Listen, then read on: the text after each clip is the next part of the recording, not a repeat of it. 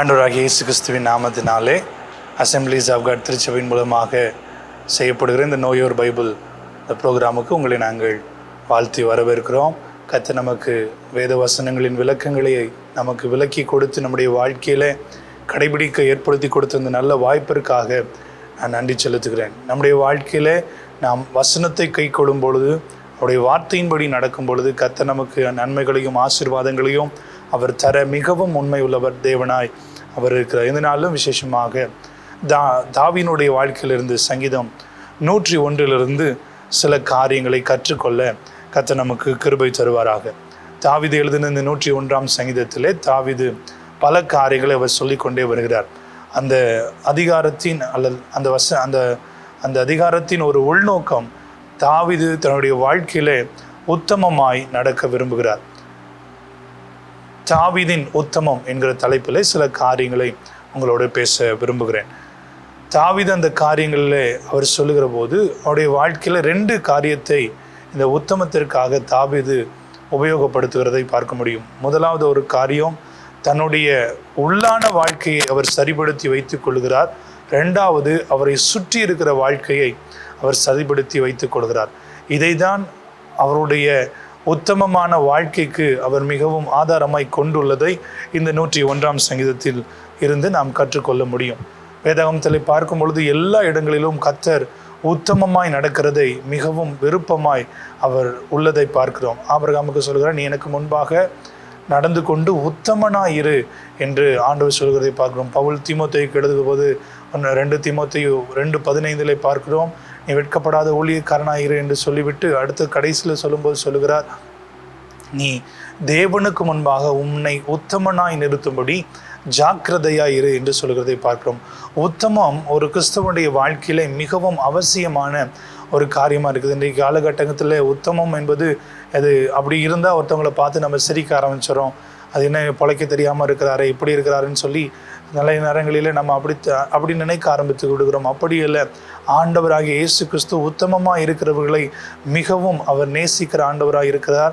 அவர்களுக்கு தான் ஆண்டவர் அவர் நித்தியத்தை தர அவர் வாஞ்சை உள்ளவராக இருக்கிறார். அவர்களுக்கு தான் அவர் அதை தரக்கூடும். ஆகவே நம்முடைய வாழ்க்கையிலே நாம் நித்தியத்தை சுதந்திரிக்க வேண்டும், கர்த்தருடைய ஆசீர்வாதத்தை சுதந்திரிக்க வேண்டும் என்றால் உத்தமமாய் நடப்பது, உண்மையாய் நடப்பது மிகவும் அவசியமான காரியம். நான் அந்த 101 அதிகாரம் சங்கீதம் 101 அந்த சங்கீதத்திலிருந்து நாம் பார்க்கும் பொழுது தாவீது தன்னுடைய உள்ளான வாழ்க்கையிலே இந்த உத்தமத்திற்காக செய்த சில காரியங்களை நாம் பார்ப்போம். முதலாவதாக ஒரு காரியம், 2ஆம் வசனம் பார்க்கிறோம், உத்தமமான வழியிலே விவேகமாய் நடப்பேன் என்று அவர் சொல்கிறதை பார்க்கிறோம். வைஸ் பிஹேவியர், ஞானமாய் தன்னுடைய வாழ்க்கையிலே அவர் நடந்தது உத்தமமாய் நடப்பதற்கு அவருக்கு உதவியாக இருந்தது. நம்முடைய வாழ்க்கையில் எந்த செயல்கள் செய்கிறதுக்கு முன்பாகவும் நாம் நிறுத்தி நிதானித்து யோசித்து நாம் என்ன பண்ணணும், செயல்பட வேண்டும். விவேகமான செயல் என்பது இது நடந்தால் இப்படி நடக்குமா, இது சரியாக போய் முடியுமான்னு சொல்லி யோசித்து செய்வது தான் என்னது விவேகமான ஒரு காரியம். நம்முடைய வாழ்க்கையில் எந்த காரியங்களை செய்தாலும் தேவனுக்கு பிரியமானதா, இது தேவனுக்கு ஏற்புடையதா, இது கர்த்தருடைய வசனத்தின்படியானதா என்று செய்கிற ஒரு நபராய் நாம் இருந்தோம் என்றால் நாம் என்ன பண்ணுகிறோம், நாம் விவேகமாய் நடக்க ஆரம்பிக்கிறோம். கர்த்தர் அதை தான் அவர் என்ன பண்ணுகிறார், விருப்பப்படுகிறார். அதை கர்த்தர் அந்த வாழ்க்கையை ஆசீர்வதிக்கிறார். அந்த வாழ்க்கை அது உத்தமமாய் நடக்கிறதை பார்க்கிறோம். தானியேல் 6:4 பார்க்கிறோம், அவன் மீது ஒரு குற்றமும் சாட்டப்பட முடியவில்லை என்று பார்க்கிறோம்.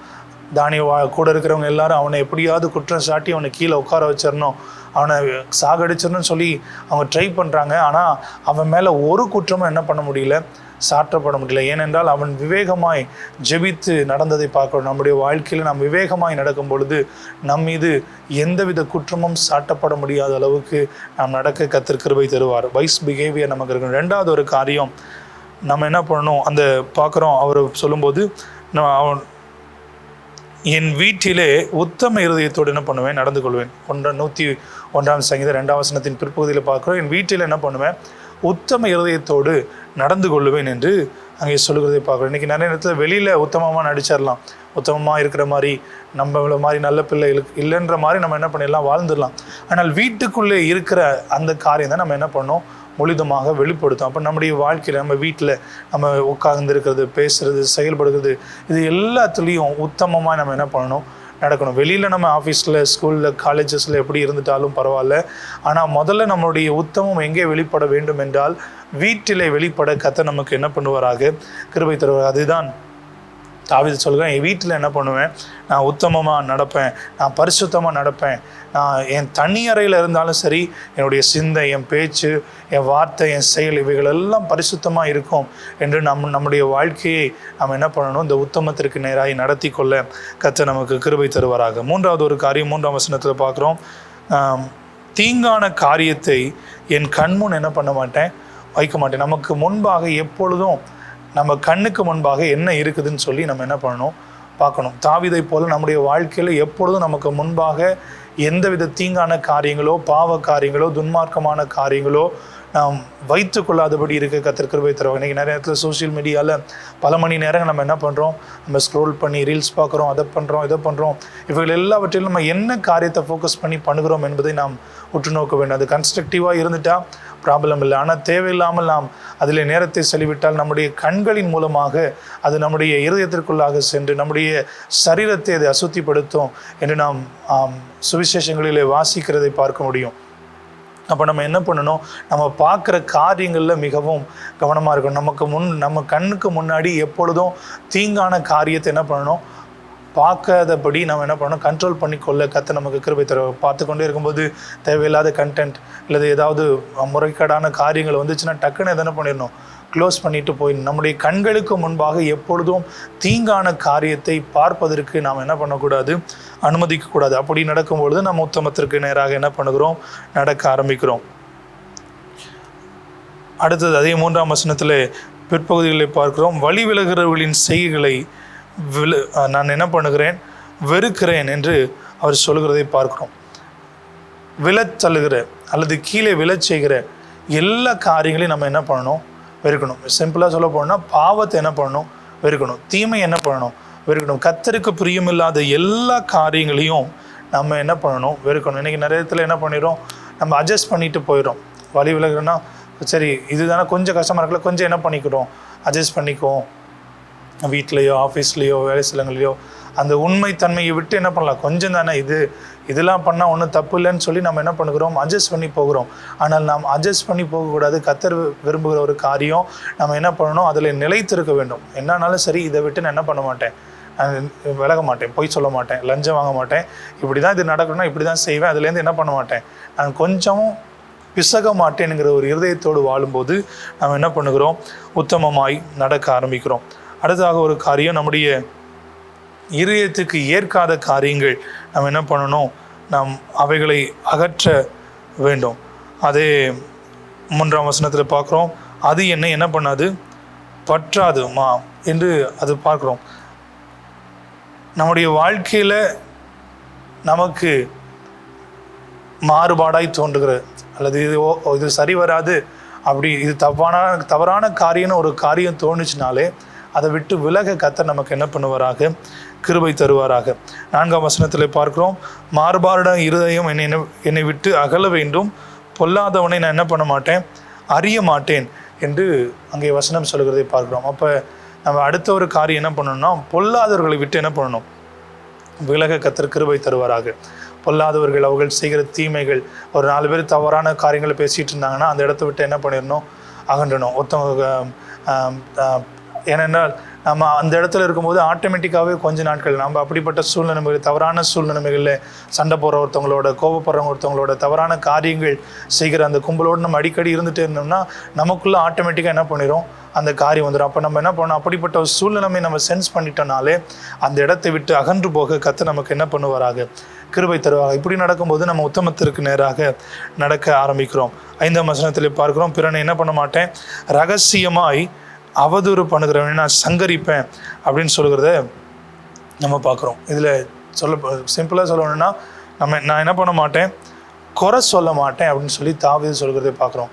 ஒரு நபருடைய தவறை அவருக்கு நேராக சொல்லணும். இல்லைன்னா நம்ம என்ன பண்ணக்கூடாது, பேசவே கூடாது.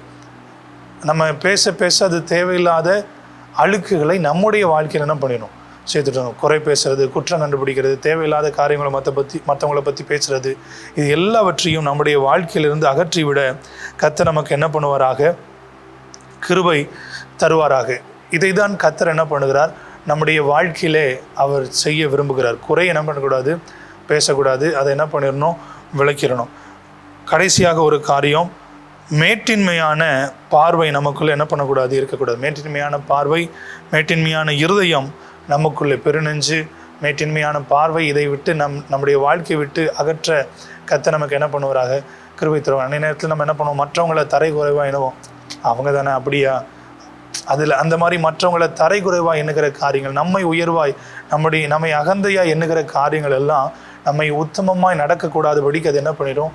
கீழே விழத்தள்ளிடும். அப்போ மற்றவர்களை என்ன பண்ணணும்? உயர்வாய் எண்ணி அவளை கனப்படுத்தி நாம் நடக்கும் பொழுது நாம் உத்தமத்திற்கு நேராக நடக்க ஆரம்பிக்கிறோம் என்று இந்த சங்கீதத்திலே தாவீது சொல்கிறதை பார்க்குறோம். முதலாவதாக ஒரு காரியம், நமக்குள்ளே இருந்து செய்ய வேண்டிய காரியம் என்று தாவீது அந்த காரியங்களை அவர் சுட்டி காட்டுகிறதை பார்க்குறோம். ரெண்டாவது ஒரு காரியம், நம்மை சுற்றி இருக்கிற காரியங்கள் நம்ம என்ன பண்ணணும்? உத்தமத்திற்கு நேராக வழிநடத்தும். 6ஆம் வசனத்தை பார்க்கிறோம். தேசத்தில் உண்மையானவர்கள் என்னோட வாசம் பண்ணும்படி என் கண்கள் அவர்கள் மேல் நோக்கமாக இருக்கும். உத்தமமான வழியில் நடக்கிறவன் என்னை என்ன பண்ணுவான்? சேவிப்பான் என்று அங்கே தாவீது சொல்லுகிறதை பார்க்கிறோம். நம்ம சுற்றி இருக்கிற சூழ்நிலைமை நாம் உத்தமமாய் நடப்பதற்கு அது மிகவும் வசதி செய்து தருகிறது. அல்லது நம்ம சுற்றி இருக்கிற சூழ்நிலைமை சரியில்லைன்னா நம்மளாலையும் என்ன பண்ண முடியாது? உத்தமமாக பல நேரங்களில் நடக்க முடியாது. அப்போ நம்ம சுற்றி இருக்கிற சூழ்நிலைமைகள், நாம் சுற்றி இருக்கிற நபர்கள், இவர்களை நம்ம என்ன பண்ணணும்? மிகவும் கருத்தில் கொள்ள வேண்டும். அதில் தாவீது சொல்கிறார், என்ன பண்ணு, தேசத்தில் இருக்கிற உண்மையான ஆட்களை பார்க்கறதுக்கு என் கண்கள் என்ன பண்ணுது? நோக்கமாக இருக்கிறது என்று சொல்கிறதை பார்க்க முடியும். அப்போ நம்ம என்ன பண்ணணும்? நம்ம எங்கே இருந்தாலும், ஸ்கூலில், காலேஜில், வேலை பார்க்குற இடத்துல, இந்த எல்லா இடங்களிலும் நாம் உண்மையானவர்களை, உத்தமமாய் நடக்கிறவர்களை, நல்ல கேரக்டர் இருக்கிறவங்களை, நல்ல பண்புகள் இருக்கிறவங்களை நம்ம என்ன பண்ணணும்? தேடி கண்டுபிடிக்க கர்த்தர் நமக்கு என்ன பண்ணுவாராக? கிருபை தருவாங்க. நாங்கள் ஜோம் பண்ணுங்க, ஆண்டவர் எனக்கு நல்ல ஃப்ரெண்ட்ஸ் கிடைக்கணும், எனக்கு நல்ல கொலீக்ஸ் கிடைக்கணும்னு சொல்லி ஜோம் பண்ணும்போது ஆண்டவர் ஜெபிக்கிற நல்ல ஃப்ரெண்ட்ஸை, தேவனுக்கு பயப்படுகிற நல்ல ஃப்ரெண்ட்ஸை என்ன பண்ணுவார்? ஆண்டவர் தருகிறார். அப்போ நம்ம என்ன பண்ணணும்? நம்ம சுற்றி இருக்கிற ஆட்களை, சரியான ஆட்களை நம்ம என்ன பண்ணணும்? தேடணும். ரெண்டாவதாக அவங்கள செலக்ட் பண்ணி நம்ம எடுத்து வச்சுக்கொள்ளணும். இன்றைக்கி பார்க்குற நிறைய பேர் நம்மளோட இருப்பாங்க, கிண்டல் பண்ணுறவங்க, கேள்வி பண்ணுறவங்க, கோபப்படுறவங்க. இதில் நம்ம என்ன பண்ணணும்? நல்ல ஆட்களை செலக்ட் பண்ண கர்த்தர் என்ன பண்ணணும்? முதலாவதாக தேடணும். ரெண்டாவது அவங்கள செலக்ட் பண்ணி அவங்களோட உறவை ஏற்படுத்தி கொள்ள நமக்கு என்ன பண்ணுவாராக? ஆண்டவர் கிருபை தருவாராக. பவுலை பார்க்குறோம். பவுல் அவர் தீமோத்தேயை பார்த்த உடனே இவன் இந்த காரியத்தெல்லாம் பண்ணுறான், நல்லா இருக்கவனே அவனை என்ன பண்ணுறாரு? செலக்ட் பண்ணி அவனோட வச்சு அவர் உருவாக்குறத பார்க்குறோம். அப்போ நல்ல ஆட்களை நீங்கள் என்ன பண்ணுங்கள்? செலக்ட் பண்ணுங்கள். ஆண்டவர் தம்மோடு இருக்கிற என்ன பண்ணுறாரு? 12 ஆட்களை செலக்ட் பண்ணுறதை பார்க்குறோம்.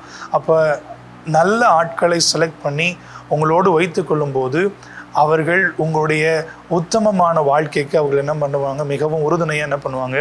இருப்பாங்க. மூணாவது ஒரு காரியம், அவங்களோட என்ன பண்ணுங்கள்? நிலைத்திருங்க. எப்பயுமே அவங்களுடைய ரிலேஷன்ஷிப்பை நம்ம என்ன பண்ணிடக்கூடாது? விட்டுவிடக்கூடாது. அவங்களோடு இருக்கிறது, அவங்களோட நேரம் செலவிடுகிறது, அவங்களோட பேசுகிறது நம்ம என்ன பண்ணணும்? நம்ம அதிகரித்து கொண்டே இருக்க வேண்டும். அப்படி அதிகரித்து கொண்டே இருக்கும் பொழுது நமக்கு உத்தமமாய் நடப்பதற்கு இன்னும் அதிக வாய்ப்புகள் என்ன பண்ணும்? ஏற்படும். ஆகவே நாம் செய்ய வேண்டிய காரியம், அவங்கள தேடணும், அவங்கள செலக்ட் பண்ணணும், அவங்களோட என்ன பண்ணணும்?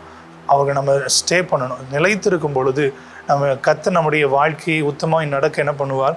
உதவி செய்வார். தாவீதினுடைய வாழ்க்கையில் பார்க்குறோம், அவர் எப்பொழுதும் ஜோனத்தனோட, பெனாயோட, நாதனோட, சாதோக், இவங்களெல்லாம் ஆசாரியர்கள், நல்ல தீர்க்கதரிசிகள், நல்ல நண்பர்கள், இப்படிப்பட்ட ஆட்களோடு இருக்கும்போது அவருடைய வாழ்க்கை தேவனுக்கு பிரியமாய் நடந்ததை பார்க்கிறோம். தானியனுடைய வாழ்க்கையில் பார்க்கிறோம், சாத்ராக், மேஷாக், ஆபேத்நேகோ என்கிற தேவனுக்காக வைராக்கியமாக நிற்கிற நபர்களோடு இருந்தார்.